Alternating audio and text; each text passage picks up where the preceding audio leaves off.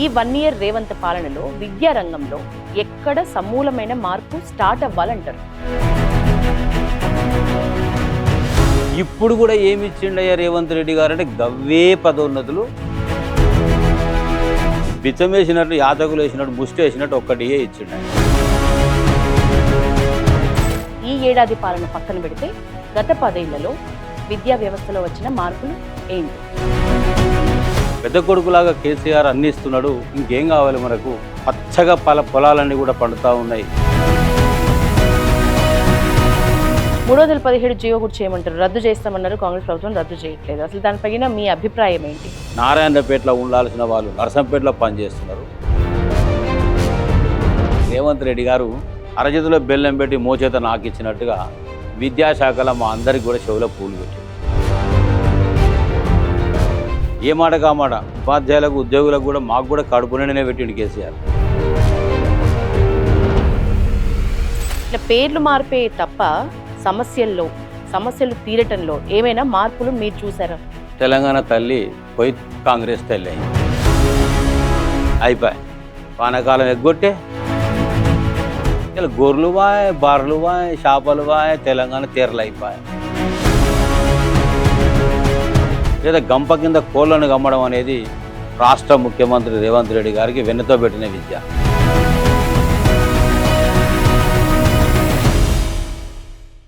కొట్లాడి తెలంగాణ తెచ్చుకున్నాం, అందుకే మనకంటూ ఆత్మ గౌరవం అలాగే క్వాలిటీ ఎడ్యుకేషన్ కోరుకున్నాం. మరి మన బతుకులు మారుతున్నాయా? చదువులు మంచిగా అయినాయా? మన ఉద్యోగాలు మనకొస్తున్నాయా? మాట్లాడదాం. ప్రముఖ విద్యావేత్త, సామాజికవేత్త, తెలంగాణ టీచర్స్ యూనియన్ మాజీ అధ్యక్షులు భుజంగరావు గారు మనతో ఉన్నారు. నమస్తే సార్, ఎట్లున్నారు? నమస్కారం అమ్మ యశోద గారు. బాగున్నారా సార్? బాగున్న తల్లి. తెలంగాణ ఉద్యమం నుంచి ఉద్యమాన్ని చూసిన లీడర్, ప్రముఖ సీఎంలు చంద్రబాబు, వైఎస్ఆర్, కేసీఆర్, రేవంత్, వీళ్ళందరి టైంలో ఒక ఉపాధ్యాయ నేతగా అప్పుడున్న సమస్యల్ని, గ్రౌండ్ రియాలిటీని చూస్తూ వచ్చిన ప్రముఖమైన మేధావిగా మిమ్మల్ని చెప్తారు. మీరు చూసినంత వరకు ఈ ఏడాది పాలన పక్కన పెడితే గత 10 ఏళ్లలో విద్యా వ్యవస్థలో వచ్చిన మార్పులు ఏంటి? ఒక ఉపాధ్యాయుడిగా విద్యారంగాన్ని పరిశీలిస్తూ పరిరక్షిస్తూ పాఠశాలలకు మాత్రమే కాకుండా విద్యార్థులకు ఉపాధ్యాయుల హక్కులే కాకుండా విద్యార్థులకు కూడా హక్కులు ఉంటాయి. వాళ్ళు కూడా రాజ్యాంగం లోపల బాబాసాహెబ్ అంబేద్కర్ గారు రాసిన రాజ్యాంగం లోపల నిజంగా చూస్తే ఒక్క క్షణం అట్లా చూస్తే బంగ్లాలలో లక్షాధికారులు కోటీశ్వర్లు ఓటు వేయడానికి ఇష్టపడరు. నిజంగా రాజ్యాంగ నిర్మాతలు ఎవరు ఈ ప్రజాస్వామ్యాన్ని పరిరక్షిస్తున్నారు అంటే బడుగు బలహీన దళిత నిరుపేద వర్గాల ప్రజలే. ఆ ప్రజల పిల్లలే ప్రభుత్వ పాఠశాలలకి వస్తున్నారు.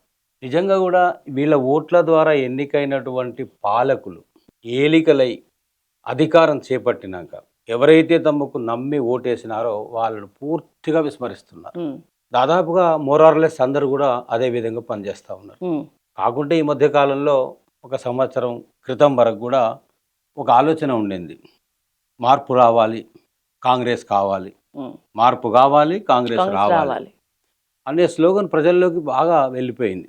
దానికి ఏం చెప్పిండ్రయ్యా, ఎందుకు ఈ మార్పు కావాలని కోరుకుంటున్నారంటే ఏది మన ప్రగతి భవన్ అని, దొర గడీలని, దానికి సింహ ద్వారం ఉంటుందని, అందులోకి ఎవరు పోలేరని, అందులో 75 బెడ్రూమ్లు ఉంటాయని, టాయిలెట్లు బాత్రూంలో బంగారం ఉంటాయని, పోయిన వాళ్ళు చూసిన వాళ్ళు చూడని వాళ్ళు ఊదరగొట్టి ఊరూర చెప్పితే దొరలు దోచుకున్నారు, కూడబెట్టుకున్నారు, దొర రాజ్యం అయిపోయింది.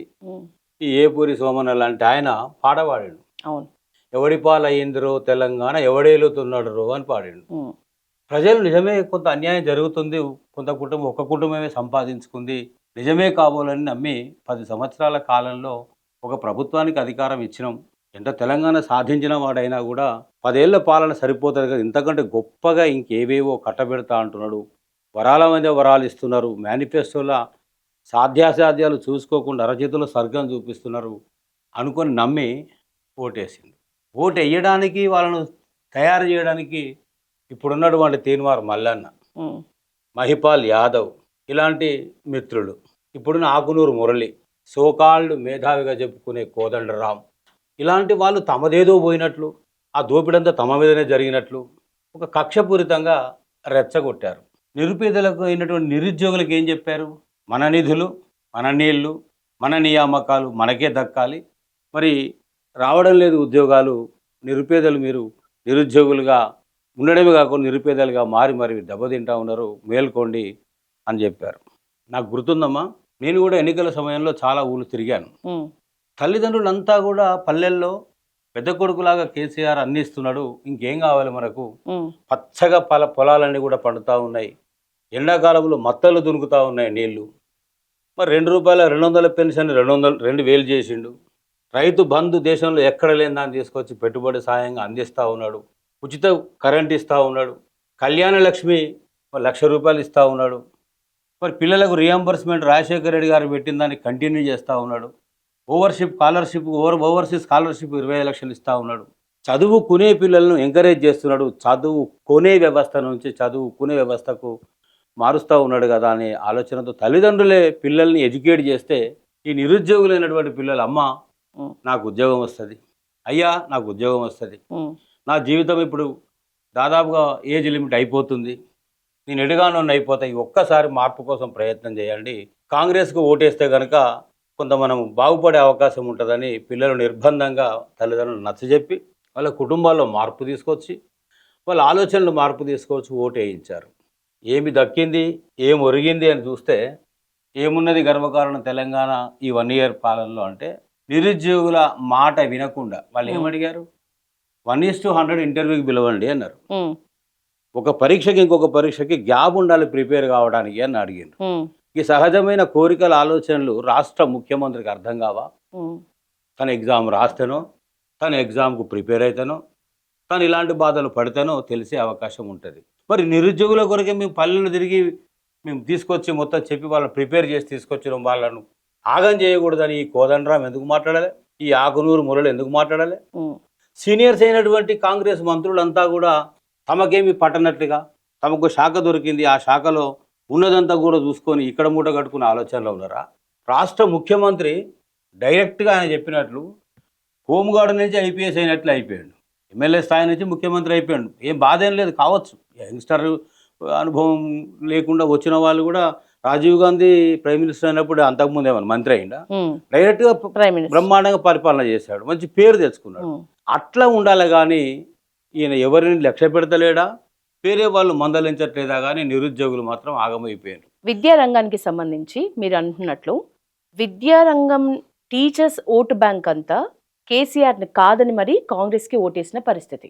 ఇప్పుడు కూడా దానికి నిదర్శనంగా టీచర్ల నియామకాలైనా ట్రాన్స్ఫర్లైనా ఇప్పుడున్న ప్రభుత్వమే మంచిగా చేస్తుందని ఒక పాజిటివ్ వైబ్ అయితే ఉంది. దీనికి కారణం ఏంటంటారు? యశోద గారు, నేను ఉమ్మడి రాష్ట్రంలో కూడా స్టేట్ టీచర్స్ యూనియన్ 75 సంవత్సరాల హిస్టరీ ఒక ఉపాధ్యాయ సంఘం, నిజాం పాలనను ఎదిరించి ఏర్పడ్డ సంఘం. ఈ సంఘంలో ఎథిక్స్ ఉంటాయి, మోరల్స్ ఉంటాయి, రైట్స్ కొరకు పోరాటాలు ఉంటాయి, ఉద్యమాలు ఉంటాయి, ఉద్యమకారులే ఈ సంఘంలో ఉంటారు, సంపాదన పరులు ఉండరు. ఇందులో ఉమ్మడి రాష్ట్రంలో నేను రాష్ట్ర అధ్యక్షుడిగా పనిచేసిన ఆ కాలంలో చంద్రబాబు నాయుడు పాలన చూసినాను, రాజశేఖర రెడ్డి గారిని చూసిన, కిరణ్ కుమార్ రెడ్డిని చూసిన, రోషయ్య గారిని చూసిన, ఆ తర్వాత మన కేసీఆర్ గారిని చూసిన, 10 సంవత్సరాల కాలం తర్వాత ఈయనను చూస్తా ఉన్నాం. స్పష్టంగా ఒక వర్టికల్ లైన్ గీసినట్లయితే ఇది ఈ ముఖ్యమంత్రుల పాలన, ఇది కేసీఆర్ గారి పాలన చూస్తే, just for example Hyderabad issue చెప్తా మీకు. హైదరాబాద్లో 2000 పైసలుగా ప్రభుత్వ పాఠశాలలు ఉండేవి నిజాం కాలంలో. అంత లాంగ్ విజన్ ఉన్నది ఆయన. పోను కాలగర్భంలో కలిసిపోయి ప్రైవేటుకు పీట వేసి కార్పొరేట్ రంగానికి బలోపేతం చేసి ఎక్కువ వేసింది కేసీఆర్ హయాంలో. ప్రభుత్వ కేసీఆర్ ప్రైవేటు పరము కార్పొరేట్ పరము విద్యా వ్యవస్థను ఎక్కువ శాతం తీసుకెళ్ళింది కేసీఆర్ హయాంలోనే అని స్ట్రాంగ్ కామెంట్స్ ప్రజల్లోనే ఉన్నాయి. దీనికి ఏమని చెప్తారు? అదొక మేధావిగా 100% తప్పు అని చెప్తాను. ఎందుకంటే కాంగ్రెస్ 50 సంవత్సరాలు ఈ రాష్ట్రాన్ని పాలించింది, 10 సంవత్సరాలు తెలుగుదేశం పార్టీ పాలించింది, 10 సంవత్సరాలు బీఆర్ఎస్ఆర్ టీఆర్ఎస్ ప్రభుత్వం పాలించింది. కాంగ్రెస్ ప్రభుత్వంలోనే ప్రభుత్వ విద్య కాస్త కూలబడుతూ ప్రైవేటు రంగానికి అడుగులు పడ్డాయి, దారి పడ్డది, రోడ్ వేశారు బ్రహ్మాండంగా. కార్పొరేటు ప్రైవేటు రంగం ఊడలు దిగింది. అవును, ఊడలు దిగినటువంటి కార్పొరేట్ ప్రైవేటు రంగాన్ని తగ్గించలేదు. At the same time BRS పాలనలో తగ్గించలేదు, పెంచలేదు. ఇంకొక మాట కూడా చెప్పుకోవాలి, ఏ మాట కామాట మాట్లాడుకోవాలి. I'm not talking about politics. KCR గారి పాలన లోపల రైతులకు పెద్దపీట వేశాడు, ఉమ్, సామాజికంగా పెద్దపీట వేశాడు. ఉమ్, అణగారిన కులాలను వృత్తులను రక్షించే దాంట్లో భాగంగా వాళ్ళ సామాజిక జీవన ప్రమాణాలు పెంచడానికి కేంద్రీకరణ అక్కడ చేశారు. ఉమ్, ఎక్కడ కేంద్రీకరణ చేయలేకపోయినారంటే విద్య, వైద్యం. నేను అనేక సార్లు హరీష్ రావు గారితో కేసీఆర్ గారిని కలిసినటువంటి అతి తక్కువ సందర్భాల్లో కూడా నేను అడిగినప్పుడు ఒక సందర్భం కూడా మీకు చెప్పాలి. ఎందుకంటే అన్ని ప్రభుత్వాలతో బీఆర్ఎస్ ప్రభుత్వాన్ని పోల్చి మీరు క్వశ్చన్ అడిగారు కాబట్టి నేను అది ఆ కోణంలో నుంచే మాట్లాడతాను. టీఆర్ఎస్ ప్రభుత్వం ఏర్పడ్డది June 2, 2014. ఉమ్, ఏర్పడిన తర్వాత మేము July 6వ తేదీ నాడు సెక్రటేరియట్లో సీఎం గారి ఛాంబర్కి వెళ్ళాం. ఒక 10-11 సంఘాల వాళ్ళము, ఎమ్మెల్సీలు అందరం ఉన్నాం. ఒక 1 అవర్ తర్వాత మాకు టైం ఇచ్చిండు, లోపలికి పోయినాం, కూర్చున్నాం. బయటికి వెళ్ళలేకపోతున్నా, నేను జనాన్ని చూడలేకపోతున్నా, నాకు ఓటేసిన వాళ్ళకి ధన్యవాదాలు కూడా చెప్పలేకపోతున్నా. ఉమ్, రేయింబవళ్ళు బవళ్ళు సెక్రటేరియట్ ఛాంబర్లో కూర్చొని ఐఏఎస్లతోని, అధికారులతోని, సీనియర్స్తోని, మేధావులతోని ఉమ్, ప్రతి రంగాన్ని కూడా నేను అధ్యయనం చేస్తున్నా. ఇగో ఇట్లా ఉన్నది మన రాష్ట్ర పరిస్థితి, సమైక్య పాలనలో ఇంత దోపిడీ జరిగిందని ఒక్కొక్క రంగాన్ని వాళ్ళు 1 గంట పాటు వివరించారు. మొదటి రోడ్డు గట్టిగా వేయాలి, ఉమ్, మొదటి బండి సరిగా పోవాలి, మొదటి నాగలు మంచిగా నడవాలి. ఉమ్, ఆ తర్వాత ప్రభుత్వాలు, అధికారాలు ఎవరికైనా శాశ్వతం కాదు, మారుతూనే ఉంటాయి, వస్తూనే ఉంటాయి. ఎవరు వచ్చినా ఎవరు వెళ్ళినా ఈ గాడిలో, ఈ రోడ్డులో సాలంటే సాలు పట్టుకొని పోతే ఈ తెలంగాణ రాష్ట్రం 10 కాలాల పాటు ఉంటుంది అనుకున్న క్రమంలో ఉమ్, మేము అడిగాం, విద్య మీకు తెలంగాణ ఉద్యమాల్లోనే మీ మానస పుత్రిక. హైదరాబాద్ జిల్లాలో మా 282 ప్రభుత్వ పాఠశాలల్ని నవీన్ మిట్టల్ దెన్ అవును. సీఎం రాజశేఖర రెడ్డి గారు మూసివేస్తే మేము ప్రాణాలకు తెగించి పోరాడితే మా శక్తి సరిపోలేదు, మా బలం సరిపోలేదు. మీ పార్టీ దగ్గరకు వచ్చి శరణు వేడాము, మరి ప్రభుత్వ విద్యను రక్షించాల్సిన అవసరం ఉంది, మా మీద అనేక కేసులు పెట్టారు, జైల్లోకి అవును, జైలుకి పంపించినారు. పంపారు, మీరు హాస్పిటల్ పాలు కూడా అయినారు. విధ్వంసం జరుగుతూ ఉంది. ఇంకా ఇంతకంటే ఎక్కువ మేము పోరాడలేము. ఉమ్, మరి ఆర్ కృష్ణయ్య గారి దగ్గరికి వెళ్ళాం, మందకృష్ణ గారి దగ్గరికి వెళ్ళాం, అన్ని రాజకీయ పార్టీల దగ్గరికి వెళ్ళి ఎవరు ఓటు మా తమది కాదు సమస్య అని చూస్తూ ఉన్నారు. తెలంగాణలో విద్యా విధ్వంసాన్ని ఆపాల్సిన బాధ్యత మీకు లేదా కేసీఆర్ గారు అని అడిగాం. స్పందించారు, ఉమ్, మాట్లాడినరు. ఉమ్, తెల్లవారే సమస్య లోపల సూక్ష్మాన్ని గ్రహించి విద్యను కాపాడుకోవాలి తెలంగాణ రాష్ట్రంలో అనే దాంట్లో అంతర్భాగంగా మొదటి ఉద్యమకారుడు మా సమస్య మీదనే కరీంనగర్లో తాను ధర్నా చేసిండు. ఉమ్, 10 జిల్లాల్లో ధర్నాలు జరిగినాయి. మేము కూడా హైకోర్టులో పిల్లేసి ప్రభుత్వ పాఠశాల మూసివేత జరగకుండా అడ్డుకున్నాం. ఇవాళ అది ఎంత రక్షణ కవచంగా మారిందంటే ఏ రాష్ట్రంలో కేంద్ర ప్రభుత్వం ఎక్కడ కూడా ఉమ్, ప్రభుత్వ పాఠశాలే కదా, మొక్కే కదా, పీకేస్తే అయిపోద్ది అనుకుంటే సాధ్యపడే పరిస్థితి లేదు. జస్టిఫికేషన్ చేయాలి, కోర్టు ఒప్పుకోవాలి, ప్రభుత్వం లోపల ప్రతిపక్షాలతో మాట్లాడాలి, ఉపాధ్యాయ సంఘాలతో మాట్లాడాలి, తల్లిదండ్రులతో మాట్లాడాలి, నెగోషియేషన్ మీటింగ్స్ పెట్టాలి, స్టేక్ హోల్డర్స్ ఒపీనియన్స్ తీసుకోవాలి. అప్పుడే కనుక ఒకవేళ న్యాయం అనుకుంటే పిల్లలు లేరుగా రారనుకుంటే మాత్రం ఆలోచన ఉంటుందనే క్రమంలో కేసీఆర్ గారు ప్రభుత్వ విద్యకు అంత ప్రాధాన్యత ముఖ్యమంత్రి కాకముందే ఇచ్చిన పరిస్థితి. ఒక్క స్టూడెంట్ ఉంటే కూడా స్కూల్ నడుస్తున్న రోజులు ఉన్నాయి. మీరు ఇంతగా పోరాడినటువంటి మీరు ఇవాళ ముఖ్యమంత్రి గారు అయినారు. విద్య మీ మానస పుత్రిక. మరి ప్రభుత్వ విద్య బలోపేతం కాకుండా బలహీనమైంది తెలంగాణ రాష్ట్రంలో. మరి మీరు ఏ విధంగా చేస్తారో కానీ ప్రభుత్వ పాఠశాలల్ని, కళాశాలల్ని, యూనివర్సిటీస్ని రక్షించాల్సిన అవసరం ఉంది. అదేవిధంగా ఎయిడెడ్ స్కూల్స్, ఎయిడెడ్ కాలేజెస్ కూడా కునారిల్లిపోయినాయి, వీటిని కూడా రక్షించాల్సిన అవసరం ఉంది. బడ్జెట్ లోపల తగు రీతిన బడ్జెట్ కేటాయింపులు చేసి సకాలానికి నియామకాలు జరిపి సకల సౌకర్యాలు కల్పించి ఆకలితో అలమటిస్తున్న పిల్లలకు, నిరుపేద పిల్లలకు పేరుకు మొక్కుబడిగా ఇస్తున్న మధ్యాహ్న భోజనం కాకుండా పౌష్టికాహారం ఇచ్చి వాళ్ళని ఆదుకోవాల్సిన అవసరం ఉంది. బళ్ళల్లో మౌలిక వసతులు కల్పించండి.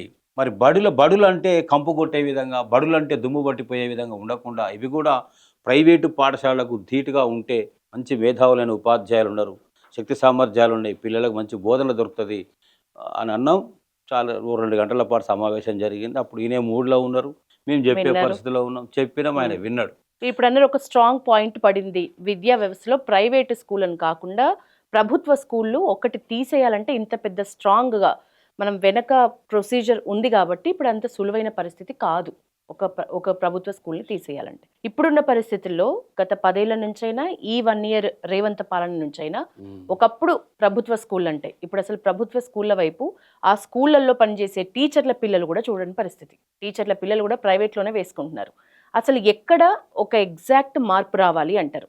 మీరు ఎటొచ్చి కేసీఆర్ పాలనని రేవంత్ పాలనతో ప్రస్తుత ముఖ్యమంత్రులు, మాజీ ముఖ్యమంత్రి ఈ 2 టాపిక్సే మాట్లాడుకుంటే కేసీఆర్ పాలనని ఏ రకంగా చూసినా విద్యా రంగానికి సంబంధించి కేసీఆర్కి ఎక్కువ మార్కులు వేస్తున్నారు వీరు. అది కొట్టొచ్చినట్లు కనిపిస్తున్నది. మరి ఇప్పుడు అయినప్పటికీ ఈ 1 ఇయర్ రేవంత్ పాలనలో విద్యారంగంలో ఎక్కడ సమూలమైన మార్పు స్టార్ట్ అవ్వాలంటారు? అలహాబాద్ హైకోర్టు ఒక జడ్జిమెంట్ ఇచ్చింది గతంలో. ఉమ్, ఏమని ఇచ్చిందంటే, ప్రభుత్వ పాఠశాల మూసివేస్తున్నాము అంటే అప్పుడు చెప్పిన రీజన్ ఏంటంటే పిల్లలు లేరు అన్నారు. కోర్టు ఎంత చక్కగా అడిగిందంటే, ఉమ్, ఓవర్ నైట్నే పిల్లలు లేకుండా అయిపోయినరా? ఉమ్, ఎన్ని దశాబ్దాల కాలం పట్టింది? ఈ వచ్చిన వ్యాధికి ముదరకుండా ఏం చికిత్స చేశారు? ముందు- ఏ రకమైన మెజర్స్ తీసుకున్నారు ముందే అని అన్ని మాట్లాడిన తర్వాత మా దగ్గరికి ఎవరు వస్తారండి? ఫీజు కట్టలేని, ఆర్థిక స్తోమత లేని పిల్లలే వస్తున్నారు మా దగ్గరికి. వాళ్ళు కూడా వస్తారు మా దగ్గరికి. మరి సమాజం లోపల ఉపాధ్యాయుల పిల్లలు ప్రభుత్వ పాఠశాలలో చదువుకోవాలి, ఎందుకు చదవడం లేదు అని అడుగుతా ఉన్నారు అనే మాట అక్కడ డిఫెన్స్లో లాయర్ గారు పబ్లిక్ ప్రాసిక్యూటర్కి సమాధానం చెప్పి క్వశ్చన్ చేసిన సందర్భంలో అక్కడ ఏమందంటే కోర్టు చక్కటి జడ్జిమెంట్ ఇచ్చింది. బంట్రోతు పిల్లల కాడ నుండి ముఖ్యమంత్రి ప్రధానమంత్రి పిల్లలైనా సరే ఒకటే స్కూల్ ఉండాలి, అది కామన్ స్కూల్ అయి ఉండాలి, కామన్ నీడ్స్ తీర్చగలిగేది ఉండాలి, కుల మత ధనిక పేద వ్యత్యాసాలకు అవకాశం లేకుండా ఉండాలి. అలాంటి సిస్టమ్ను ఈ డెమోక్రసీలు తీసుకురావాల్సిన అవసరం ఉందని అలహాబాద్ హైకోర్టు చెప్పింది. అలహాబాద్ హైకోర్టుకు ముందు సుప్రీంకోర్టు, రాష్ట్ర హైకోర్టులు అనేక మార్లు జడ్జిమెంట్లు ఇచ్చినాయి. పక్కన తమిళనాడు రాష్ట్రం, స్టాలిన్ కొత్త ముఖ్యమంత్రి 40% కేటాయించిండు బడ్జెట్లో. కేజ్రీవాల్ ఢిల్లీలో 30% ఫండ్స్ కేటాయించిండు. ఆ రెండు రాష్ట్రాల్లో ముఖ్యంగా చెప్పుకున్నది కేరళ రాష్ట్రం కూడా. ఈ 2-3 రాష్ట్రాల్లో విద్యకు వైద్యానికి బ్రహ్మాండమైనటువంటి కేటాయింపులు చేశారు. రెండింటిని కూడా బలోపేతం చేశారు. నేను ఒక ఉపాధ్యాయుడిగా ఒక అనుభవశాలిగా నేనేం చెప్తున్నానంటే, అయ్యా మీరు ఏం ఉచితాలు ఇవ్వద్దు, మీరు ప్రభుత్వ విద్యను ప్రభుత్వ వైద్యాన్ని మీరు బలోపేతం చేసి ఫ్రీగా ఇవ్వగలిగితే నాణ్యమైన విద్య, నాణ్యమైన వైద్యం ఈ రెండిస్తే ఎవ్వరికేం అవసరం లేదు. ఎందుకు ఇంత ఖచ్చితంగా చెప్తున్నానంటే, పిల్లలు చదువుకునే ఏజ్లో సంపాదించే తల్లిదండ్రుల సంపాదన అంతా లక్షల రూపాయలు కళాశాలలకు, పాఠశాలలకు, కార్పొరేట్ వ్యవస్థకు తగలబెడతా ఉన్నారు.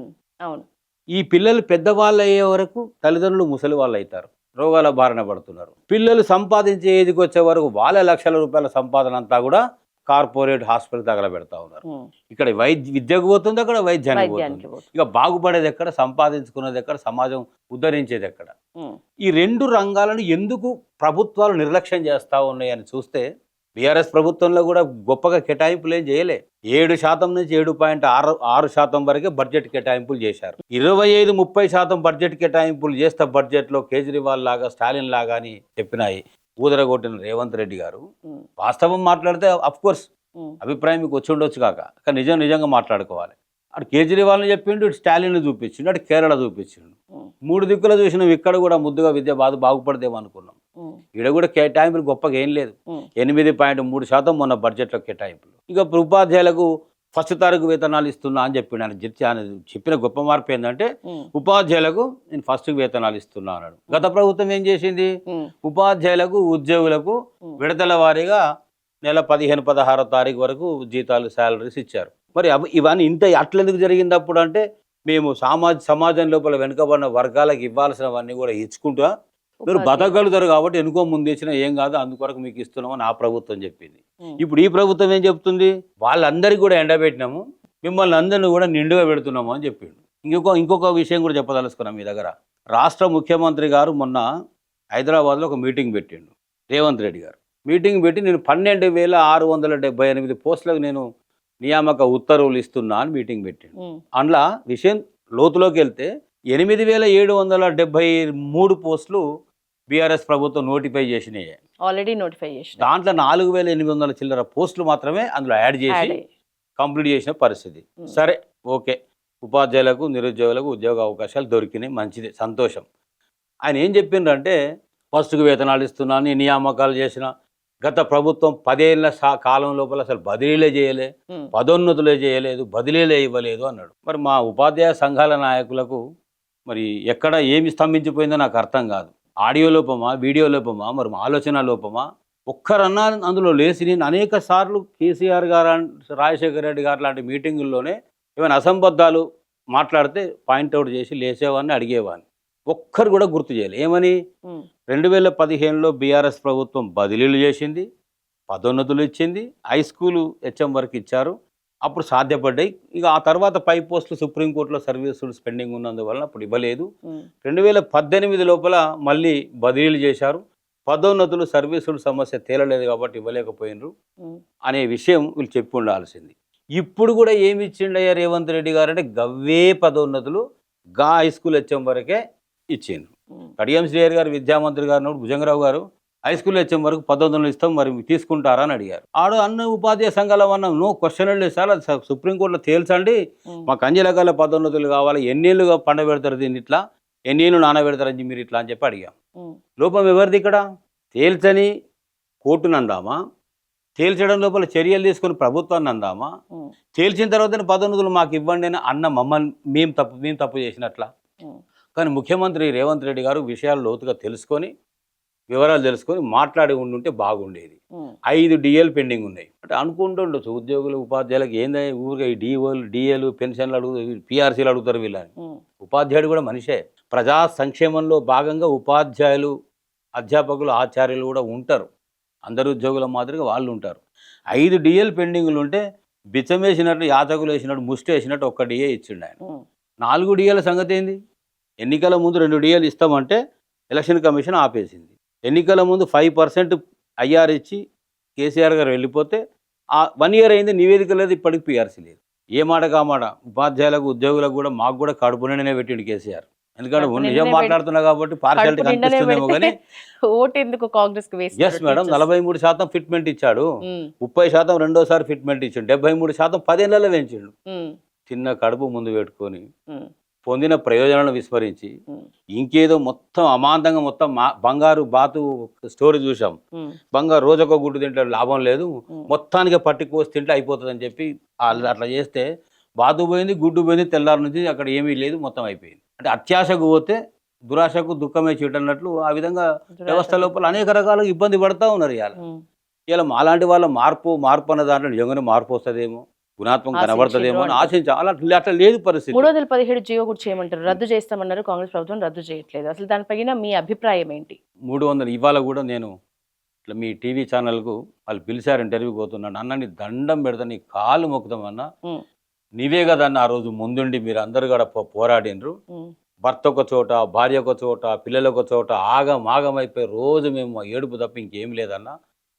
నారాయణపేటలో ఉండాల్సిన వాళ్ళు నర్సంపేటలో పనిచేస్తున్నారు, గద్వాల్లో ఉండాల్సిన వాళ్ళు సంగారెడ్డిలో పనిచేస్తున్నారు.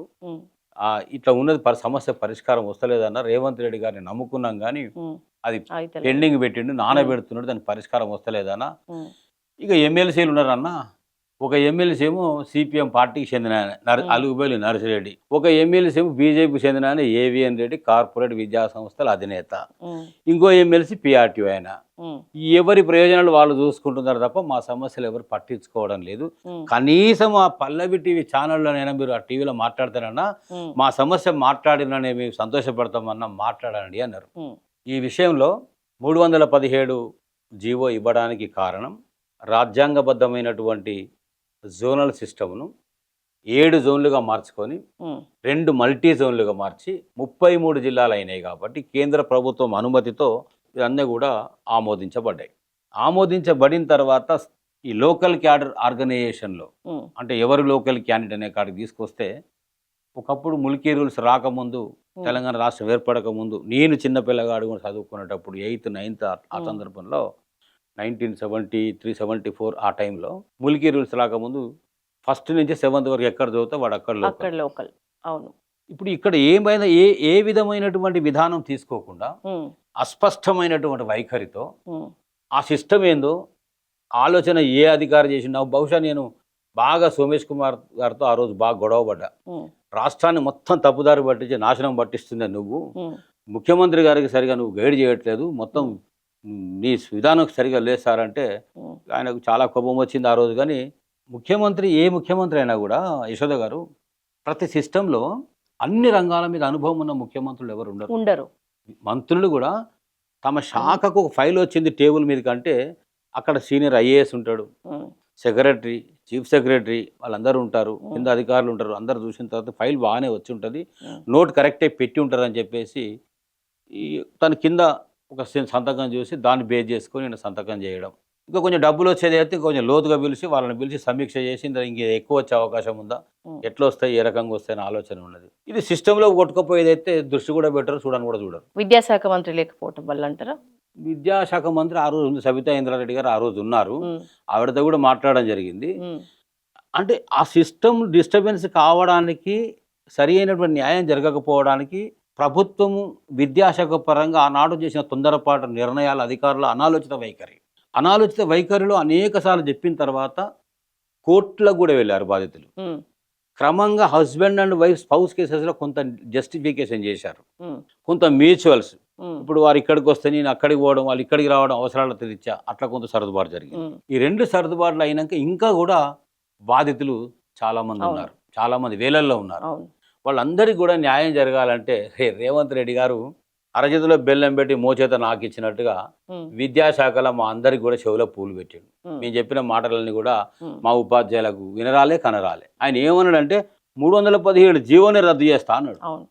ఎట్లా రద్దు చేస్తా, సాధ్యపడతాన ఆలోచన ఆయనకు అప్పుడు అనవసరం అయిపోయింది. సాధ్యం కాదంటారా?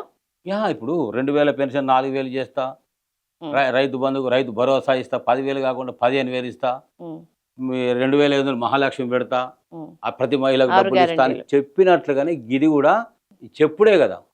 ఓట్లు వేసినాడు, వచ్చినాడు, ఆడ కూర్చున్నాడు, కథ ముచ్చట. ఆయన ఎట్లయితే అట్లయితుంది, మేము వచ్చేది ఉందా సచ్చేది ఉందా అని వాళ్ళు కూడా లైట్ తీసుకొని సాధ్యపడేటి అన్నీ కూడా చెప్పడం జరిగింది. వాళ్ళ అదృష్టం బాగుందో, ప్రజల కర్మో, మా గ్రాచారమో తెలియదు కానీ కాంగ్రెస్ పార్టీకి ఓటేయడం, ఆయన ముఖ్యమంత్రి కావడం. నేను ఊరికి పోతే అక్కడ ఒక ఆయన అంటున్నాడు, ఏంటి సార్ నేను ఓటుకి ఇక్కడ మా ఎమ్మెల్యేకి వేస్తే ఆయన ముఖ్యమంత్రి అయ్యింది ఏంది అని అడుగుతున్నాడు. అరే మరి వాళ్ళందరూ కలిసే కదా ఈ ముఖ్యమంత్రిని ఎన్నుకునేది, మరి కాంగ్రెస్కి ఓటేసేటప్పుడు ఉండాలి ఆలోచన. మరి ఇప్పుడు బాధపడితే ఏముందంటే అవ్వతోడు చెప్తున్నా సార్, నేను కనుక ముఖ్యమంత్రి రేవంత్ రెడ్డి అవుతాడు అనుకుంటే పెద్ద మాట అన్నాడు ఆయన, ఇంత మోసగాడు అవుతాడు అనుకుంటే మాత్రం నేను ఓటేయకపోదు సార్, నేను నాకేం వెరకపాడాయి సార్, మా ఎమ్మెల్యే కేసు ఇక్కడ మాకు మంచిగానే చేస్తుండు కదా అనుకోని నేను ఈయనకేసిన. ఈయన కాంగ్రెస్ ఆయన గెలిపించుకుంటాం. ఎప్పుడు గాడొచ్చి ఆయన కూర్చున్నాడు, పెద్ద పెద్దలు ఉన్నారు కదా సార్, సీనియర్ మంత్రులు ఉన్నారు, వాళ్ళందరూ ఉండగా ఈయన కానిస్తారు, ఈనాడు అవుతాడని అనుకున్నాం సార్, కానీ మా అందరి నోట్లలో మట్టి పోసిండు సార్ అని. ఇలా విద్యా రంగంలో కూడా 317 జీవో ఎత్తేయడానికి సాధ్యపడదు. ఎందుకంటే రీఆర్గనైజేషన్ జిల్లాలు, reorganisation zonal system, multi zonal system, జిల్లాలు మొత్తం కూడా రాజ్యాంగ రీత్యా పార్లమెంటులో ఆమోదించబడింది బిల్లు ద్వారా. ఇది అంత సులువు కాదు. దాన్ని బేస్ చేసుకొని 474 రాష్ట్రపతి ఉత్తర్వులు, ఈ జిల్లాలు, జోన్లు, మల్టీ జోన్ల ఉత్తర్వుల ప్రకారం వచ్చినటువంటి జీవో 317 దాన్ని ముట్టుకుంటే సాధ్యపడే పరిస్థితి లేదు. కాబట్టి బీఆర్ఎస్ ప్రభుత్వం, టీఆర్ఎస్ ప్రభుత్వం చేసిన తప్పు కడుపులో పెట్టుకొని ఉపాధ్యాయులకు కొందరు బాధితులు చేసినటువంటి పరిస్థితి కనబడుతుంది. ఆ సమస్యకు పరిష్కారం తీసుకురావాలంటే 317 జీవో ఇవాళ బాగానే ఉన్నారు కదా, బడేబాయి చోటేబాయి మంచిగానే ఉన్నారు కదా. ఇక్కడ నుంచి బిల్లు పెట్టి అసెంబ్లీలో ఒక బిల్లు పెట్టేసి తీర్మానం చేసేసి 317 జీవోని రద్దు చేస్తున్నాము ఆయన అన్నాడు కదా. 33 జిల్లాలు ఉంచాం, 10 జిల్లాలే బాగున్నాయి, మొత్తం రద్దు చేస్తా, కేసీఆర్ ఆనవాళ్ళని తుడి చేస్తా అని మొత్తం మార్చిండు కదా. ఇప్పుడు 6 గ్యారంటీలనే కాదు, మీరు ఇందాక చెప్పినట్లు రైతు బంధు, రైతు భరోసా, మన ఊరు మనబడి, అమ్మ పాఠశాల, ఇట్లా పేర్లు మార్పే తప్ప సమస్యలు తీరటంలో ఏమైనా మార్పులు మీరు చూసారా? పూర్తిగా మార్చనే నేను చెప్పదలుచుకున్నా. తెలంగాణ తల్లి పోయి కాంగ్రెస్ తల్లి అయిందా? కాకతీయ తోరణం, చార్మినార్ చిహ్నాలుగా పక్కకు పోయినాయి. బతుకమ్మ లేకపోయినంత మాత్రం జయ జయ హే తెలంగాణ సంగీత కీరవాణి ఆంధ్ర డైరెక్టర్ సారథ్యం లోపల జయ జయ హే తెలంగాణ బ్రహ్మాండమైనటువంటి సంగీతంతో వినడానికి ఎంత ఇనసొంపుకుంది, అందశ్రీ గారికి ఎంత సంతృప్తిగా ఉందో తెలియదు కానీ అది మారింది. బతకనివని బతుకమ్మ అయిపోయింది కదా. అసలు బతుకమ్మ చీరలు ఏడవాయ, బతుకమ్మ ఏడవాయ, పండుగ కేటాయించిన డబ్బులు ఏడవాయ, ఆడిది ఏడ చూస్తుంది. మిమ్మల్ని చూసిన నేను ట్యాంక్ బండ్ కాడికి వస్తే ఎన్ని వేల మంది, ఎంత కనుల పండుగ పండుగ ఉండేది. ప్రతి మహిళకు 2 చీరలు ఇస్తారు, 2 కాదు 3 ఇస్తా అన్నాడు. రైతు బంధు 2 పంటలకు ఇస్తారు, 3వ పంటకు కూడా ఇవ్వాలి, ఇచ్చి చూడు 3వ పంటకు అన్నాడు. అయిపోయి వానాకాలం ఎగ్గొట్టే మొన్న చెప్తుండే. ఇప్పుడు ఇవాళ జీవో వచ్చింది, 18 జీవో తీసిండ్రు. ఏమని 15,000 కాదు రైతు భరోసా, 12,000 ఇస్తామని పెంచిండట. 10 నుంచి 2,000 పెంచినా, 15 నుంచి 12 తగ్గించినా అని చెప్పట్లేదు. అంటే ఇట్లా మారినాయి, చాలానే మారినాయి. ఏం మారిందంటే పండే కారణం ఎండిపోయింది, కాళేశ్వరం పోయింది, మేడిగడ్డ పగిలిపోయిందని నీళ్ళు వదిలిపెట్టకపోతే మొత్తం ఎండిపోయింది. అంటే నాది కూడా పొలం ఎండిపోయింది. ఇక నిండే కాడ కాళేశ్వరం గేట్లు ఎత్తేస్తే అన్ని పోయి సముద్రంలో నీళ్ళు పడ్డాయి. ఇప్పుడు అందులో నీళ్లు లేవు. ఉన్న నీళ్ళు ఎండాకాలం వదిలిపెట్టలేదు. మరి ఆడవైంది మేడిగడ్డ. మూసి ప్రక్షాళన ఏం చెప్పిండు ఆయన? మల్లన్న సాగర్, కొండపోచమ్మ సాగర్ నుంచి మొత్తం నీళ్లు తీసుకొచ్చి కొబ్బరికాయ లాంటి నీళ్లు, గోదావరి నీళ్లు తాగడానికి ఇస్తా అన్నాడు. మరి మేడిగడ్డ అయిపోయా, కాళేశ్వరం అయిపోయా, నీళ్ళు ఎడికెళ్ళి వస్తాయి, ఎట్లా వస్తాయి? అంటే మేడిగడ్డ ఉంది, కాళేశ్వరం ఉంది, బాగున్నాయి, బ్రహ్మాండంగా ఉంది. భారీ ప్రాజెక్టు, ప్రపంచం లోపలనే పేరెంట్గా ప్రాజెక్టు బ్రహ్మాండంగా ఉంది. ఇల్లు కట్టుకుంటే ఎన్నో దగ్గర పర్రవాస్తుంది, మొత్తం ఇలుగుల కొట్టుకుంటామా? అట్లా రిపేర్ చేయాలి, నడిపియాలి. ఈ తెలంగాణ రాష్ట్రం లోపల మౌలికమైనటువంటి మార్పులు ఏమీ రాకుంటే రాకపోయా. ఉన్నవన్నా ఉంచిండా అంటే ఉన్నవి ఊడగొట్టే పరిస్థితి. కేసీఆర్ కిట్ బాయ్, తులం బంగారం బాయ్, పిల్లల ఓవర్షిప్ స్కాలర్షిప్స్ బంద్ అయిపోయాయి, ఫీజు రియంబర్స్మెంట్ ఆగిపోయాయి, రుణమాఫీ ఎంతమంది చేసినట్టు రుణమాఫీ మీ దగ్గర ఉంటుంది, మీ మీడియా వాళ్ళ దగ్గర రిపోర్ట్ చూస్తే ఇప్పటికీ 50 నుంచి 60% మందికి రుణమాఫీ కాలే. నేను మొన్న ఊరికి పోయి ఏమో అందరికి అయిందట కదా అంటే, చదువుకున్నావా సార్ నువ్వన్నా? బడికి పోయి ఉపాధ్యాయుని వినడు, మేము ఎట్లా కనబడుతున్నావు, ఇచ్చినాక ఇవ్వలేదని చెప్తామా సార్? మాకేం కర్మ, ఇవి ఇంతమందికి కాలేదని అక్కడ ఉన్న వాళ్ళంతా చెప్పారు. మరి ఎవరికి అయింది? ఖమ్మంలో పోతే పండగ చేస్తారు. ఇదే వరంగల్ కాదు, రైతు డిక్లరేషన్ పెట్టి చేసింది. ఎడిపోయింది రైతు డిక్లరేషన్? ఉచిత కరెంట్ పూర్తిగా వస్తుంది, సబ్సిడీ గ్యాస్ సిలిండర్, ఉచిత బస్సు అన్ని ఫుల్ గా అమలవుతున్నాయి. అమ్మ, విద్యారంగము బతికింది, చావలేదు, బలోపేతం కాలేదు. ఇక మాకు ఉపాధ్యాయుల హక్కులు పక్కకు పెడదాం. విద్యార్థులు రెసిడెన్షియల్ పాఠశాలలకు పోయి చూస్తే 60 మంది విద్యార్థులు చనిపోతారండి 1 yearలో. 60 మంది పిల్లలండి. తిన్న తిండి ఫుడ్ పాయిజనింగ్ హాస్పిటల్లో పడితే మందలు ఇచ్చిన వాళ్ళు లేడు, మాట్లాడిన వాళ్ళు లేడు, పట్టుకున్న వాళ్ళు లేడు, ఆధార్ ఇచ్చిన వాళ్ళు లేడు. ఏడవేండి యాగనూరు మురళి, ఏడవేండి కోదండరాం, ఇక ఆయనే విద్యామంత్రి, ఆయన ముఖ్యమంత్రి. ఏడవేండి విద్యామంత్రి అంటావు, గట్లంటారు, నేనే విద్యామంత్రి అంటాడు ఆయన.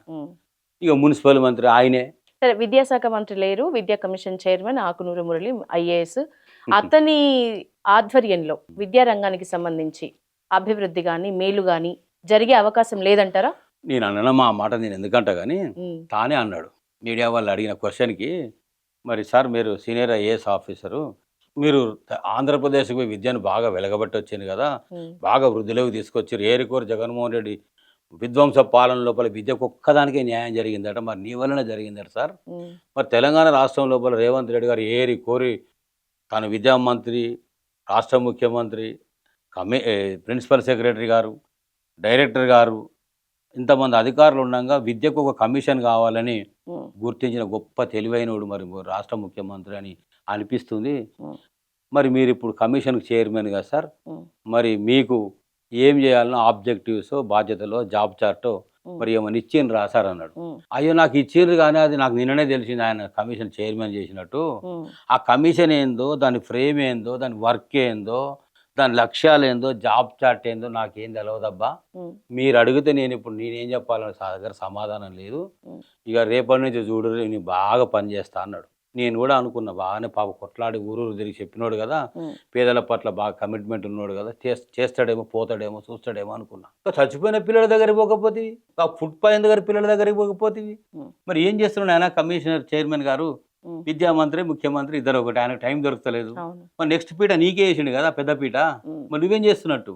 ఇవాళ ఇక పని చేస్తున్నాడు, ఎక్కడ కనబడుతుండో, ఏం చేస్తుండో ప్రపంచం అంతా, ఈ తెలంగాణ లోకం అంతా, ప్రజలంతా చూస్తున్నారు, మీ మీడియా వాళ్ళు కూడా గమనిస్తూ ఉన్నారు. ఆయన సంగతి అట్లున్నది. ఇక కోదండరాం గారు నిరుద్యోగులు ఆయన పట్టుకొచ్చిందే తెలంగాణ జనసమితి పెడితివి. ఒక్కరనున్నారా జనసమితి పెట్టినాడు? ఏమన్నా రాజకీయ పార్టీ పెట్టినాడు ఉన్నోళ్ళు ఒక్కనే మిగిలినవా? మరి ఎందుకు అంటే లెఫ్ట్ భావజాలము, ఫెడరేషన్ భావజాలం ఉన్నటువంటి మీరు ఎల్లగొట్టారా? మీరు నచ్చక వెళ్ళిపోయిన వాళ్ళు చివరికి కాంగ్రెస్ దిక్కైందా? ఒక్క ఎమ్మెల్సీ కొరక మీరు కోదండరాం గారు మొత్తం ప్యాక్ చేసుకొని అన్నీ మూసుకొని కూర్చున్నారు, తలాడిస్తూ ఉంటున్నారు. ఎట్లా ఉండబోతే మీకు తెలంగాణ జేఏసీకి కన్వీనర్గా పనిచేశారు కదా మీరు, ఎన్ని ఉద్యమాలకు ముందుండి నడిపించారు మీరు. కడుపు రగిలిపోతా ఉంది. అంటే ప్రతి వ్యక్తి కూడా స్వార్థం. మీరంటున్నట్లు కేసీఆర్ హయాంలో కూడా, కేసీఆర్ ముఖ్యమంత్రిగా ఉన్న టైంలో కూడా ఉచిత విద్య అయినా, ఉచిత వైద్యం అయినా అవినీతికి కేర్ ఆఫ్ అడ్రస్గా మారినాయనే ఆరోపణలు నిండుగా ఉన్నాయి. దానికి ఏమంటారు? ఇవాళ ఆఫీసులోకి పోతే, నేను రిటైర్ అయ్యి 5 ఏళ్ళు అయింది, ఐఎమ్ 62+. డైరెక్టరేట్ ఆఫీస్కి పోయినా, డిఓ ఆఫీస్కి పోయినా, విద్యాశాఖ కార్యాలయాలకు పోతే సంఘాల నాయకులను, ఎమ్మెల్సీలను క్లర్కులు పట్టించుకుంటలేరు. కేసీఆర్ గారి పాలనలో నాయకులు పోయినా ఎవరు పోయినా కూడా ఆఫీసర్ లేచి నిలబడి రెస్పాండ్ అయ్యేవాళ్ళు. ఉమ్, భయం ఉంది, భక్తి ఉంది, పని చేశారు. ఉమ్, అక్కడక్కడ కొందరు సమాజం అంతా ఒక తిరిగి ఉండదు కదమ్మా. ఉమ్, కొందరు మళ్ళా కింద కూడా చేయి పెట్టే ఉమ్, పర్సనాలిటీస్ కొందరు ఉంటారు. వాళ్ళకి ఎన్ని చికిత్సలు చేసినా ఆ అలవాటు మారుకోరు. మనం చూసాం ఒకడొక ఎంఆర్ఓని పెట్రోల్ పోసి తగలబెట్టి అవును. చంపేశాడు. ఉమ్, కడుపు మండి తిరిగి తిరిగి తిరిగి విసుగొచ్చి ఆ పెట్రోల్ డబ్బా పోసుకొని తను పోసుకొని మీద ఆయన పోసి తగలబెట్టి. అవినీతి అనేది ఎక్కడైతే ఉంటుందో అక్కడ సరి అయినటువంటి విధానం ఉండదు. ఉమ్, అవినీతి నేను చూసినంత వరకు టీఆర్ఎస్ పాలన లోపలనే అవినీతి తగ్గుదల ఉంది. ఇవాళ మొత్తం పెచ్చరిల్లిపోయి బాహాటమైనటువంటి ఈ పరిస్థితి కనబడతా ఉంది. నేను ఆ మాట అంటే భుజంగరావు గారు చూడండి టీఆర్ఎస్ పాలనకే మార్కులు వేస్తా ఉన్నాడంటే నేను చెప్పిన మీరు చూసిన అన్ని ప్రభుత్వాలకెళ్ళో విద్యా రంగానికి సంబంధించి అభివృద్ధి చేశారని ఎక్కువ మార్కులు ఏ ప్రభుత్వానికి ఏ సీఎంకి వేస్తారు మీరు? నేను తెలుగుదేశం ప్రభుత్వానికి వేయదలుచుకున్నా. ఉమ్, ఎందుకు వేయదలుచుకున్నా అంటే ఐఏఎస్ ఏం చేయాలనో, ఐపీఎస్ ఏం చేయాలనో, సీనియర్ ఆఫీసర్స్ ఏం చేయాలనో, ఉమ్, ఎమ్మెల్యేలు ఏం చేయాలనో, మంత్రులు ఏం చేయాలనో, ఎట్లా చేయాలనో ఒక మంచి మెచ్యూర్డ్ అడ్మినిస్ట్రేటర్గా చంద్రబాబు నాయుడు ఇక్కడ ఉమ్మడి రాష్ట్రాన్ని నడిపినటువంటి పరిస్థితి. అందులో కొంత పార్షాలిటీ, తెలంగాణ రాష్ట్రానికి జరిగిన అన్యాయం అందరూ చేసినట్టు ఆయన కూడా ఇంజస్టిస్ అనేది మనకు చేసిండు అనేది వాస్తవం. కానీ అడ్మినిస్ట్రేషన్ అప్పుడే బాగుండేది. ఉమ్, ప్రభుత్వ పాఠశాల ఒక్క హైదరాబాద్ జిల్లాలో ఉమ్, ఒక్క ఉత్తర్వుతోని 382 బాలజ్యోతి స్కూల్స్ని పెట్టుకొచ్చి వాటిని గవర్నమెంట్లో విలీనం చేసిండ్రు. ఇలా స్కూల్స్గా రన్ అవుతూ ఉన్నాయి. ఎయిడెడ్ స్కూల్స్కి బ్రహ్మాండమైనటువంటి బ్రహ్మరథం పట్టారు ఆ రోజు. ఉమ్, అవినీతి కూడా చంద్రబాబు నాయుడు పాలన లోపల అవినీతి తక్కువనే ఉంది. ఉమ్, ఇప్పుడు ఎట్లయిపోయినాయి రాజకీయాలంటే మినిమం 100 కోట్లు ఉంటేనే ఉమ్, రాజకీయ పార్టీలో ప్రవేశం తీసుకోవాలి, పోటీ చేయాలి. ఉమ్. నేను కూడా ఒక టీచర్స్ ఎమ్మెల్సీగా పోటీ చేసిన 2022 మార్చిలో. మహబూబ్ నగర్, హైదరాబాద్, రంగారెడ్డి అన్న- ఓడిపోయినారు. ఎందుకని మీకు మంచి అవకాశాలు అంటే రాజకీయంగా ఎదిగే అవకాశాలు కేసీఆర్ ఇవ్వలేదా? మీ పనితీరును కేసీఆర్ గుర్తించలేదా? మా ఉపాధ్యాయులే గుర్తించలేదు కదా. కేసీఆర్ని తప్పు పట్టేదేముంది, ముఖ్యమంత్రులు తప్పు పట్టేదేముంది? ₹1 తీసుకోకుండా, సింగిల్ ఛాయ్ తాగకుండా ఉమ్, 36 సంవత్సరాలు నా ఎడ్యుకేషన్ టీచర్స్కి, లెక్చరర్స్కి, స్కూల్స్కి, కాలేజెస్కి సేవ చేస్తే బహుశా వీళ్ళంతా నా వాళ్ళు, నా బంధుగణం నన్ను ఎంకరేజ్ చేస్తారని 2017 నుంచి 22 వరకు ఎంకరేజ్ చేసుకుంటూ వస్తే నా శక్తి సామర్థ్యాలు సరిపోవు. After retirement I will see అంటే ఐ విల్ సీ అనే ఛాన్స్ 2022లో మా సంఘం ద్వారా కొంతమంది శ్రేయోభిలాషుల ద్వారా నేను కూడా ఒక శల్య పరీక్షకు గురైననే చెప్పాలి. ఉమ్, అక్కడికి వెళ్ళినాక భుజంగరావు అన్న చాలా మంచోడు. ఉర్దూలో మాట్లాడతాడు, హిందీలో మాట్లాడతాడు, తెలుగులో మాట్లాడతాడు, జీవో నాలెడ్జ్ ఉంటుంది, సబ్జెక్ట్ ఉంటుంది, అవినీతి పరుడు కాడు, మంచి క్యారెక్టర్ ఉన్న మనిషి. ఉమ్, కానీ పక్కన ఆయన డబ్బులు ఇస్తాడు కదా. ఉమ్, అన్న ఏం డబ్బులు ఇవ్వడా? మరి అక్కడ మందు పార్టీలు డిన్నర్లను అరేంజ్ చేస్తారు కదా, ఉమ్, మరి సార్ ఏం చేయడా అంటే నిజంగానే నేను కూడా నిస్సహాయనుగా అసహాయనుగా మిగిలిపోయి ఉమ్, అన్యాయంగా అక్రమంగా సంపాదించిన డబ్బులు కోట్ల కొద్ది నేను పోగేసుకుంటే కనుక బహుశా నేను కూడా డబ్బులు పంచేవాడినేమో, నేను కూడా అలాంటి పార్టీలు ఇచ్చేవాడినేమో. నేను నీతివంతంగా పనిచేశాను. ఇంకా ఈ సమాజం ధర్మో రక్షతి రక్షితః, ఇంకా ధర్మం కనీసం 3 కాళ్ళు దెబ్బతిన్నా కుంటి కాలుతో ఒక కాలుతో నడుస్తూ ఉంది. నా అలాంటి వాళ్ళు కొందరు ఎన్నికవుతా కొంత మేలవుతుంది కదా అని నేను భ్రమపడ్డాను. ఉమ్, అది భ్రమనే తేలిపోయింది. నాకు తగిలిన దెబ్బలు కోలుకోవడానికి ఇంకా కొంత కాలం పడుతుంది. నేను ఇప్పటికీ నాకు తగిలిన దెబ్బలు ఆర్థికంగా సుమారుగా 1.5 కోటి వరకు నేను ఖర్చు పెట్టుకున్నా. ఉమ్, నాకు తగిలిన దెబ్బ నా శక్తిలో చాలా పెద్ద దెబ్బే అది. ఉమ్, అయినా కూడా నా ఉపాధ్యాయులను, నా విద్యార్థులు, నా పాఠశాలను, నా విద్యారంగాన్ని వదిలిపెట్టలేదు. ఉమ్, ఎక్కడ సమస్య ఉంటే కూడా పిలిస్తే అక్కడికి వెళ్తున్నా. ఉమ్. నన్ను చూడగానే వాళ్ళందరూ అంటూ ఉన్నారు, ఎంత తప్పు చేస్తామన్నా, నీలాంటి వాడికి ఓటేసి గెలిపించుకుంటే ఇలా మా బతుకులు ఎట్లుంటాయి, మా డిఏలు ఎవరు అడుగుతలేరు, మా పిఆర్స్ ఎవరు అడుగుతలేరు, మా పిల్లల సమస్యలు ఎవరు పట్టించుకోలేరు, మా దగ్గరకు వచ్చిన వాళ్ళు లేడు, మాట్లాడినోడు, చూసిన వాళ్ళు లేడు అన్నానంటే చెయ్యి దాటిపోయిన తర్వాత చెరువు కట్ట తెగిన తర్వాత నీళ్లు బయటపడ్డాక మళ్ళీ నీళ్లు రావాలంటే వర్షాకాలం రావాలి, వర్షాలు బాగా పడాలి, నీ చెరువు నిండాలి, అప్పుడు కదా చూసేది. ఒకసారి చూసుకున్నాక నాలాంటి మళ్ళీ ఒకసారి ప్రయోగం చెయ్యడు. ఇలా రాజకీయాలు కలుషితం అయిపోయినాయి. ఇలా బాబాసాహెబ్ అంబేద్కర్ గారు ఏం చెప్పారు ఆ రోజు? ఖచ్చితంగా ఇన్ని వందల సీట్లలో పార్లమెంట్ కానీ, రాజ్యసభ కానీ, అసెంబ్లీస్ కానీ ఎడ్యుకేటెడ్స్ ఇంతమంది ఉండాలి. గా ఎడ్యుకేటెడ్స్కి అవకాశం ఇచ్చింది తెలుగుదేశం పార్టీ. గా ఎడ్యుకేటెడ్స్కి అవకాశం ఇచ్చి ఎమ్మెల్యేలను, ఎంపీలను, మంత్రులను చేసింది కీర్తిశేషులు నట సామ్రాట్ నందమూరి తారక రామారావు గారు. అక్కడి నుంచి మార్పు మొదలైంది. కొంత చదువుకున్న వాళ్ళు క్రమంగా రావడం అనేది మొదలైంది. ఇక రాజకీయాలన్నీ కూడా అవినీతి పరంగా, డబ్బుల పరంగా మారింది ఎప్పుడయ్యా అంటే ఈ 10 ఏళ్ల కాలం లోపలే మారినాయి. ఉమ్. ఈ సంవత్సరం ఇంకెక్కువ అయిపోయింది. ఎక్కువ. ఇక డబ్బు అనే మాటకు వస్తే ఎవడు కూడా తట్టుకోలేని పరిస్థితి ఉంది. ఒక విద్యావేత్తగా మీరు చెప్పండి, ఇప్పుడు లోకల్ ఎలక్షన్స్ ఉన్నాయి, మీ అభిప్రాయం ప్రకారం మళ్ళీ కాంగ్రెస్కి ఎడ్జ్ ఉంటుంది అనుకుంటున్నారా, లేకపోతే బీఆర్ఎస్ మళ్ళీ బ్యాక్ ఇచ్చే అవకాశం ఉందంటారా, లేకపోతే బీజేపీ ఎక్కువ గెలుచుకునే అవకాశం ఉందంటారా? మీ అభిప్రాయం వరకు ఏంటి? నోరు లేని వారికి, అసహాయులకు, అందులో ముఖ్యంగా రైతులకు పూర్తి స్థాయిలో అన్యాయం జరిగింది. ఎందుకు సార్ ఇంత పెద్ద మాట అంటున్నారంటే, దేశంలో ఎక్కడ లేని విధంగా రైతు బంధుని తీసుకొచ్చి ఎవరైనా అనుకున్నారా? మేనిఫెస్టోలో పెట్టినరా ఆ రోజు? ఎవరైనా ఊహించిండ్రా? తీసుకొచ్చి దాన్ని అమలు చేసిండు కదా. మరి 10 ఏళ్ళు అంటే 10,000 ఇస్తాయి, 15,000 అంటే ప్రజలు ఆశపడ్డారు కదా, పెట్టుబడి సాయం అనుకున్నారు కదా. రుణమాఫీ 2 పోండి ఉరకండి తెచ్చుకోండి, ఇవాళ తెచ్చుకుంటే రేపు నేను వచ్చినాక మాఫీ చేస్తా అంటివి కదా. మరి అందులో నాలాంటి 2 లక్షలు తెచ్చుకున్నారు, 1,500,000 తెచ్చుకున్నారు, 1,00,000 రూపాయలు తెచ్చుకున్నారు. అనేక రకాలుగా ఇప్పటికి కూడా మిగిలిపోయిన వాళ్ళు దెబ్బతిండ్రు. ఇక పట్టణాల్లో ఉండేటోళ్ళకు, చదువుకునే పిల్లలకు చెప్పిన అన్యాయాలను జరిగినాయి. ఇప్పుడు గొర్రెలు బర్రెలు అని అంటే ఆయన గొర్రెలు ఇస్తాడు, బర్రెలు ఇస్తాడు, చేపలు ఇస్తాడు, చదువుకోనియకుండా ఆయనేమో దొరలాగా ఉంటాడు. మనం గొర్రెలు కాసుకోమంటుడు, బర్రెలను కాసుకోమంటుడు, చేపలు పట్టుకోమంటున్నాడు అని మీరు రెచ్చగొడుతురు జనాల్ని. ఇలా గొర్రెలు వాయ్, బర్రెలు వాయ్, చేపలు వాయ్, తెలంగాణ తెరలైపోయాయి. ఎవడు వెళ్తున్నారో తెలంగాణ, ఎవడి పాలయ్యిందో అంటే ఇప్పుడు ఏపూరు సోమన్న ఇప్పుడు వాడాలి ఆ పాట. రేపు స్థానిక సంస్థల్లో నిలువెల్ల గాయాలై ప్రతి వ్యక్తి, మహిళలు కానివ్వండి, పురుషులు కానివ్వండి, పల్లెల్లో కాంగ్రెస్ పాలన ఎట్లుందని అడిగే సాహసం చేస్తే, బహుశా మీడియా పరంగా మీరు వెళ్ళి, నా మాట అబద్ధం అయితే మీరు వెళ్ళి చూడండి, ఆ స్పందన ఎంత అగ్రెసివ్గా ఉంటుందో కనబడుతుంది. ఇక జాతీయ చక్కదనం ఆయన గురించి మాట్లాడుతున్నాం అనే పరిస్థితి ఉంటుంది. మనం కూడా శత్రువులం అయిపోతాం వాళ్ళతో మాట్లాడితే. ఈ విస్ఫోటనం ఏ రకంగా జరుగుతుందో నాకు తెలియదు. ఇప్పుడు ఎమ్మెల్యేలు మేనేజ్ చేస్తారా, ఎంపీలు మేనేజ్ చేస్తారా, మంత్రులు మేనేజ్ చేస్తారా, లేదా గంప కింద కోళ్లను గమ్మడం అనేది రాష్ట్ర ముఖ్యమంత్రి రేవంత్ రెడ్డి గారికి వెన్నతో పెట్టిన విద్య. నూకలు జల్లాలి, గింజలు జల్లాలి, గంప రెడీగా పెట్టాలి, రావంగానే మూసేయాలి. చుట్టాన్ని ఎక్కడెక్కడ పోయినాక ఆ గంపలో ఉన్న వాటిని ఎట్లా వాడుకోవాలని బ్రహ్మాండంగా తెలుసు ఆయన. రేవంత్ గురించి మీకు నచ్చిన అంశాలు చెప్పండి. ఏమైనా ఉంటేగా చెప్తాను. నాకు తెలిసైతే ఏం లేవు. నేను కొండారెడ్డిపల్లికి పోతే అక్కడ కొందరితో మాట్లాడినా. ఈయన కొడంగల్ నియోజకవర్గంలో 6 నెలల కిందనే పోయినా. నేను హోటల్లో భోజనం చేస్తున్నా. కొంతమంది వచ్చి ఏడుస్తూ ఉన్నారు ఆడ. అరే ఏమైంది, ఎందుకు ఏడుస్తున్నారు అని అంటే, సార్ ఎక్కడితో ఫార్మాసిటీస్ తీసుకొచ్చి మా దగ్గర పెట్టి మాకు 2 ఎకరాలు, 3 ఎకరాలు, 4 ఎకరాలు, 5 ఎకరాల ల్యాండ్స్ అన్నీ గుంజుకున్నాను సార్, మేమందరం కూడా లంబడోళ్ళము, మేమంతా కూడా ఎస్టీ కమ్యూనిటీ వాళ్ళం అని అంటే, మీరు ఓటేసారు కదా అంటే మాకేమరు సార్, మా ముఖ్యమంత్రి అయితే గజ్వేల్ను కేసీఆర్ చేసినట్టు మాది కూడా బ్రహ్మాండంగా అయిద్ది అనుకున్నాం కదా, మా ఉన్న భూములు పోతున్నాయి సార్ అని వాళ్ళు ఏడుస్తూ ఉన్నారు.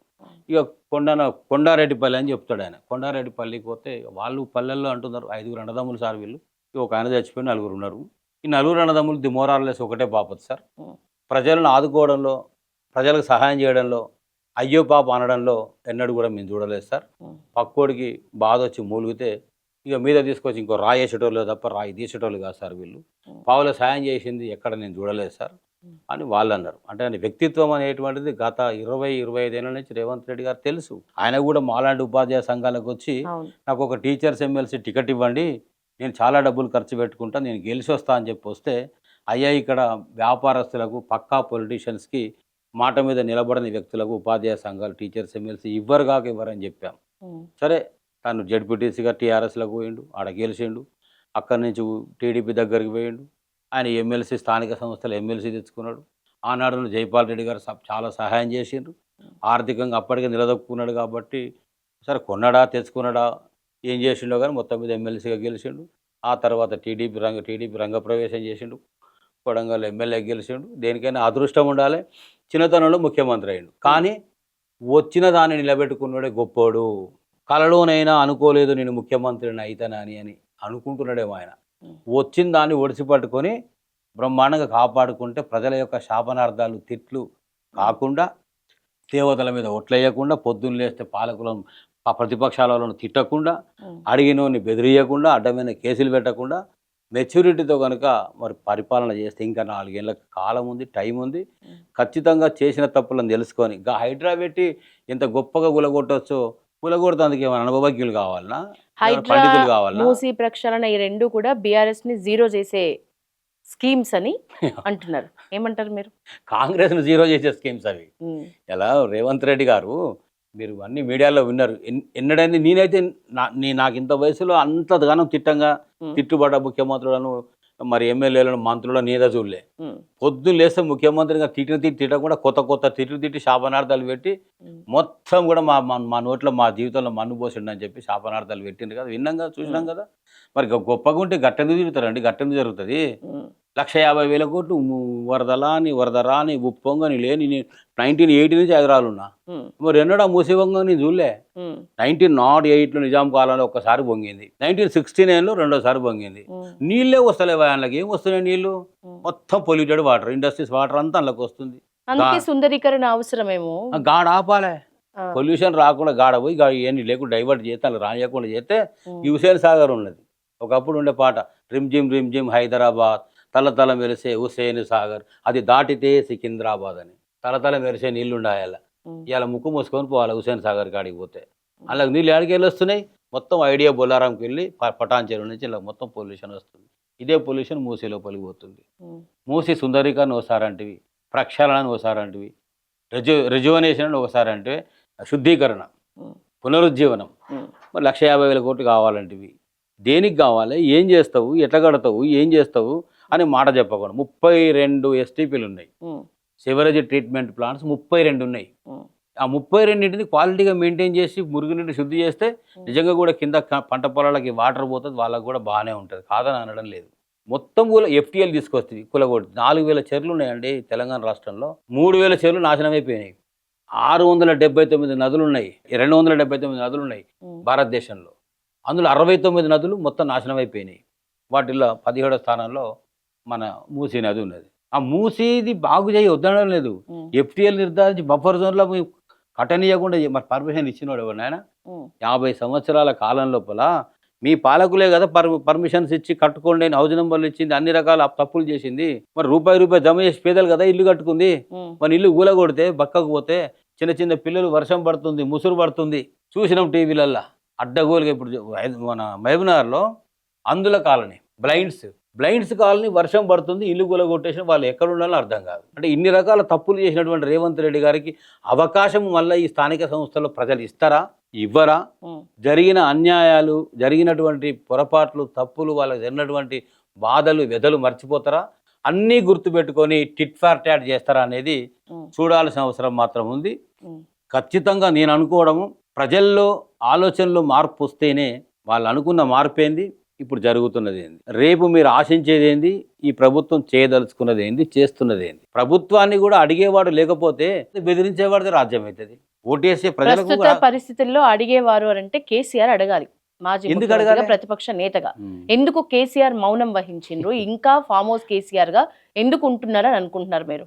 నేను యశోద గారు ఆనాడు కూడా రాష్ట్ర ముఖ్యమంత్రి సెక్రటరీలో కూర్చోకపోవచ్చు, ఏడవనుకున్నాడు, ఫామ్ హౌస్లో ఉన్నాడు, ప్రగతి భవన్లో ఉండొచ్చు కాక ఈ ప్రజలకు జరగాల్సిన వాటిల్లో, ముట్టాల్సిన వాటిల్లో, ఇవ్వాల్సిన వాటిల్లో, చేసే అభివృద్ధిలో ఏమైనా లోపం జరిగిందా?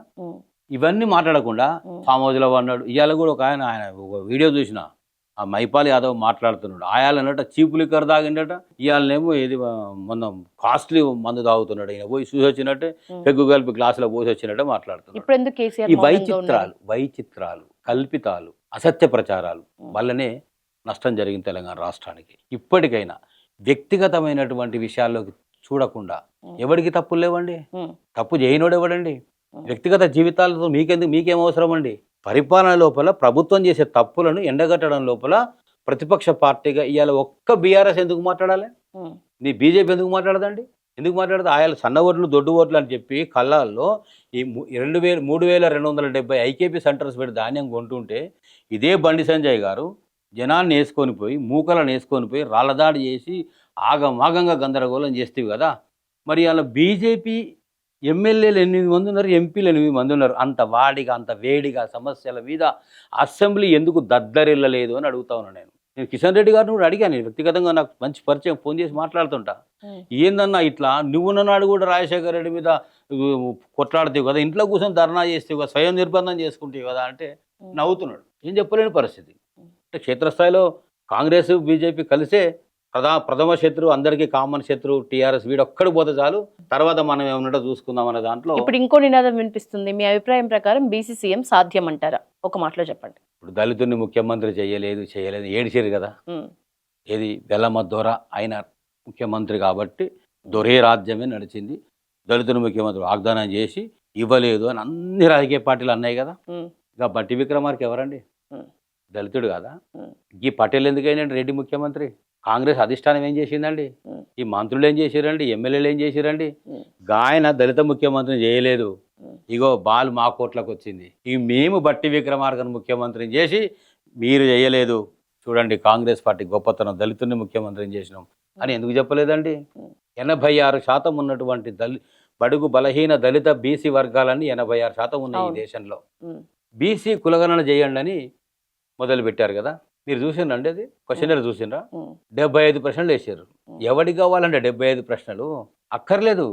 నీది ఏ కులం, నీకు ఈ పిల్లలు ఎందరు, నీ ఆర్థిక స్తోమత ఏంది, ఉమ్, నీ భూమి జాగ వివరాలు ఏంది, నీ అంటే సామాజిక స్థితి, ఆర్థిక స్థితి, రెండు కుటుంబ నేపథ్యం, చాలు 2-3 క్వశ్చన్ చాలు. ఉమ్, ఈ 75 క్వశ్చన్లు వేసి అడ్డమైన అడిగి ఏందా ఎవరికి ఇస్తావయ్యా అంటే ఎక్కడ వదిలేటి ఇలా ఎవరి దగ్గర ఆ రిపోర్ట్స్ లేవు. ఉమ్, ఫర్ యువర్ ఇన్ఫర్మేషన్ ఎవరి దగ్గర ఆ రిపోర్ట్స్ లేవు. ఉమ్, ప్రజాపాలనలో ఇవ్వండి అప్లికేషన్లని సంఖ్యలు తీసేసిన ఇనుప కంచెలు తొలగించినాం అని అన్న దాంట్లో ఇప్పుడు పోయి చూడండి ఎవరైనా ఉన్నారేమో. ఉమ్, ఆ సీతక్క, ఆ బట్టి విక్రమార్క వాళ్ళు కూడా ఉండలేరు. ఉమ్, ఎవరి పాలన అయిందో ఆ ప్రగతి భవన్ అర్థం కాదు. ఉమ్, ఎక్కడున్నాయి 75 బెడ్రూమ్లు అంటే సమాధానం లేదు. ఉమ్, ఏడ ఉన్నాయి బంగారు బెడ్రూమ్లు అంటే ఏడలేవు. అంటే ఈ తెలంగాణ రాష్ట్రం లోపల జరుగుతున్నటువంటి అన్యాయాల మీద మాట్లాడే వాళ్ళు ప్రజలే ప్రధానంగా ఉండాలి.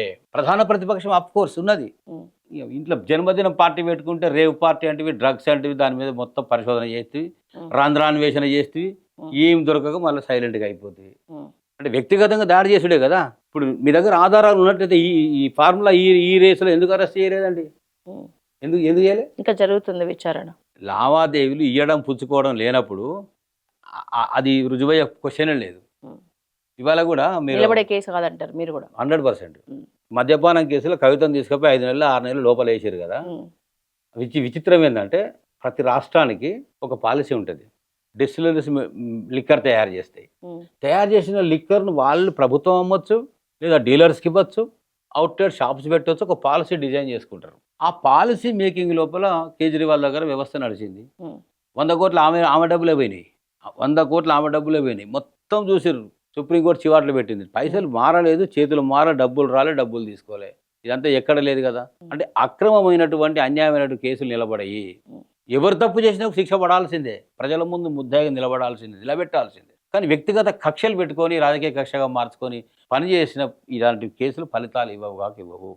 ప్రజల్లో ఆలోచన రావాలని నా తెలంగాణ ప్రజలకు, తెలంగాణ బిడ్డలారా, నేను మీ పల్లవి టీవీ ఛానల్ ద్వారా ఒక విజ్ఞప్తి చేస్తూ ఉన్నా. మీరు ఆలోచించండి, వాస్తవాలు తెలుసుకోండి. నిజమైనటువంటి మీకు సహాయం చేసేవాళ్ళు జరుగుతున్నటువంటి వ్యవస్థను పరిశీలించి మీదైన నిర్ణయం తీసుకొని అదిరింపులకు, బెదిరింపులకు, ప్రలోభాలకు లొంగకుండా కరెక్ట్గా నిర్ణయం తీసుకోండి. మార్పుకు శ్రీకారం స్థానిక సంస్థల ఎన్నికలతోనే చుట్టండి. Thank you very much. మంచి మెసేజ్ ఇచ్చినారు. పల్లవి టీవీ తరపున ప్రేక్షకులందరికీ ఈరోజు మీ వాల్యుబుల్ టైం మాకు ఇచ్చినందుకు థ్యాంక్ యూ సో మచ్.